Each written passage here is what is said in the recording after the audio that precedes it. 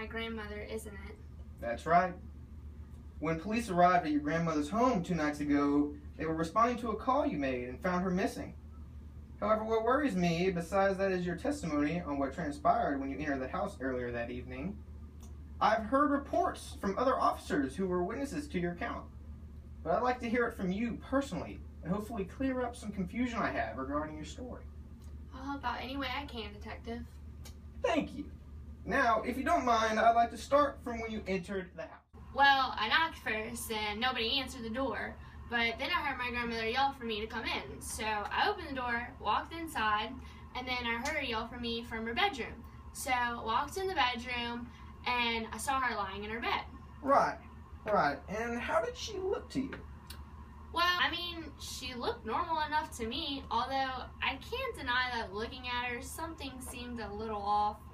In fact, I even mentioned to her, I was like, Grandma, you're looking a little wide-eyed today. And she was like, well, that just makes it better to see your pretty face, dear. And I go, oh, Grandma, you're so sweet. But for real, your ears are so big, you look like you could pull a Dumbo and fly away. To which she responded, that's just so I can hear your amazing voice better.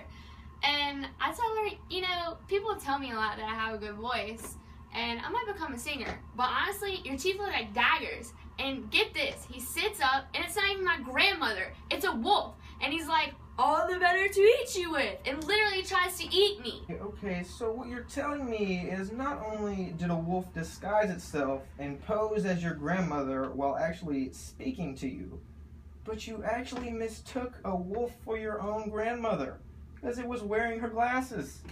My doctor says I need corrective lenses, but really, I don't think I personally rock glasses, so I got contacts instead, and then I lost them like 6 months ago. So, like, your face is a complete blur right now, and I'm like 3 feet away.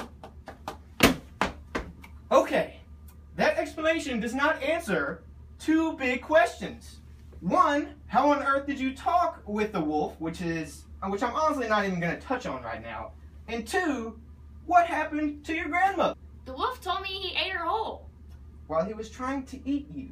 Pretty much. So what you're telling me, and this is just what the wolf said, is that it ate your grandmother, an entire person, bones and all, and was still hungry enough to lie in wait to eat you as well. I mean, those weren't his exact words, but I pretty much assumed that was implied.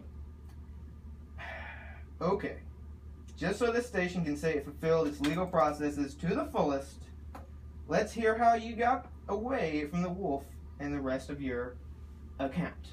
Well, he chased me around the house for a good minute when, out of nowhere, this huge lumberjack guy busts through the freaking window, starts swinging this big ol' axe around, and tries to kill the wolf. So the wolf runs out of the house, he chases after it, chops it right in the head, and then he doesn't say a word. Just dumps him in the back of his truck and drives off. Like what?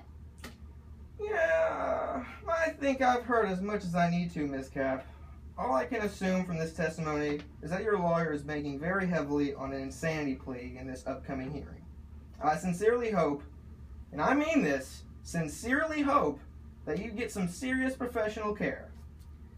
That's what my special friend keeps telling me. Special friend? Yeah, he's been in the room the whole time. You just can't see him because he's invisible. He follows me everywhere. You know what, I didn't sign up for this, alright? Grim out.